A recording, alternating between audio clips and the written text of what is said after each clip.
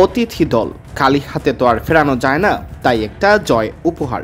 রসিকতা করে বাংলাদেশের আজকের পরাজয়কে এভাবেই বিশ্লেষণ করা যেতে পারে।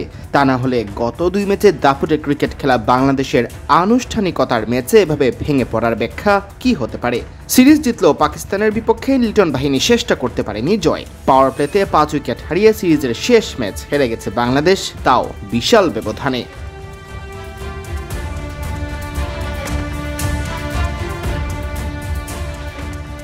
মিরপুরের উইকেট পড়তে এদিন দ্বিধায় পড়তে হয়নি পাকিস্তানকে, যেন ঠুস খেয়েই হুঁশ ফিরেছে তাদের। সিরিজ হার নিশ্চিত হওয়ার পর তৃতীয় ম্যাচ ছিল কেবলই নিয়ম রক্ষার। সেই নিয়ম রক্ষার ম্যাচে টস ভাগ্য হেসেছিল বাংলাদেশের দিকে, তবে লিটন দাস প্রথমে ফিল্ডিংয়ের সিদ্ধান্ত নেন।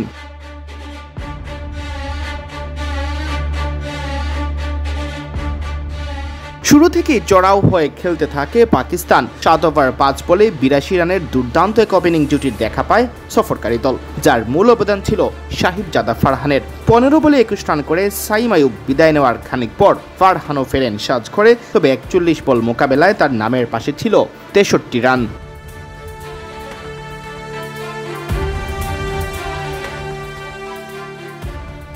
নাসুম আহমেদের শিকার হয়ে 2 ওপেনার ফেরার পর মোহাম্মদ হারিস একেবারেই সুবিধা করতে পারেননি। 3 উইকেট শিকার করা তাসকিন আহমেদের কাছে ধরাশায়ী হওয়ার আগে 14 বলে করেন 5 রান। তবে হাসান নওয়াজ 17 বলে 33 ও মোহাম্মদ নওয়াজ 16 বলে 27 রান করেন।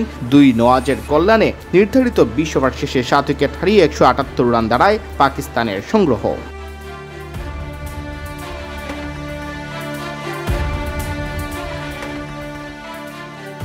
জবাব দিতে নেমে তানজিদ হাসান তামিম এদিন শিকার হন গোল্ডেন ডাকের। অন্য প্রান্তে থাকা নাইম শেখকে ক্রিজে রেখে একে একে সাজ করে ফেরেন অধিনায়ক লিটন দাস, মেহেদী হাসান মিরাজ, জাকের আলী অনিক ও শেখ মেহেদী হাসান। পাওয়ার প্লেতে 5 উইকেট হারিয়ে ফেলে বাংলাদেশ। নাইম দর্শকের ভূমিকায় থেকে দেখছিলেন সতীর্থদের আসা যাওয়া, নিজেও ছিলেন নড়পড়ে। এদিনও একটি রানের জন্য গলদঘর্ম হতে দেখা যায় ডিপিএল মাতানো এই ওপেনারকে।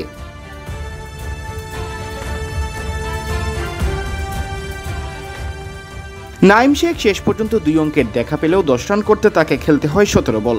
এ থেকে স্পষ্ট বাংলাদেশের ব্যাটারদের কতটা সংগ্রাম করতে হয়েছে নিজেদের চেনা উঠোনে।